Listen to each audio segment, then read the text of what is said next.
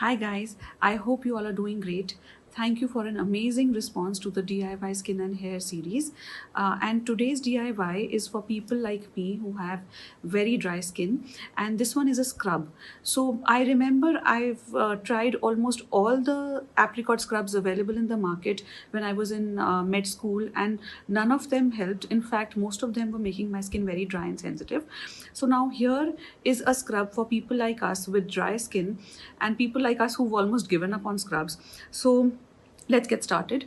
For this particular scrub, we will need olive oil. So I have this one with me, and the bigger pack because we are using it at home. And so I've taken 1 spoon of olive oil, and to this we add 1 spoon of castor sugar. So this is the castor sugar, and remember to grind it in a grinder, because castor sugar by itself will be too harsh for people with dry skin. So remember to make a fine powder of it, and we call it bura in Hindi.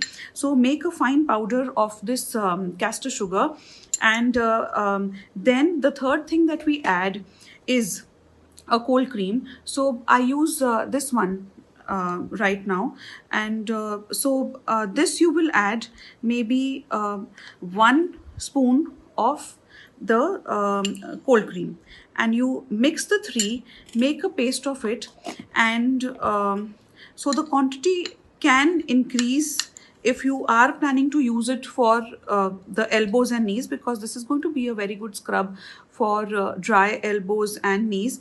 So you can change the quantity accordingly.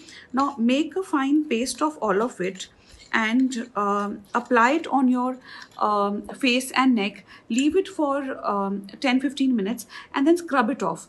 And what you will notice is that so you can use it 2 or 3 times a week depending on the dryness of your skin.